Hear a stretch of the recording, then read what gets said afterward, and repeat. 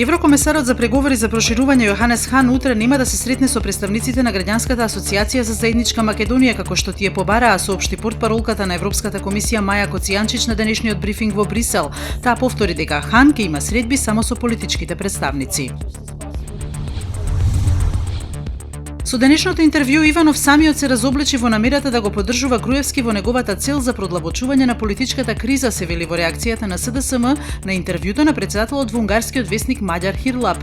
Од партијата велат дека Иванов и Груевски не смеат да го уриваат уставниот поредок, да предизвикуваат дестабилизација, да излегуваат со неразумни барања за нови избори.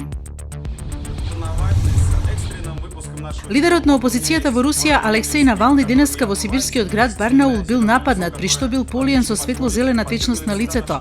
Ќе отворам штаб во Барнаул како да сум излезен од филмот Маска. Супер, дури и забите ми се зелени, напиша Навални на Твитер. Тој деновива патува низ Русија во рамки на кампањата за претседателските избори.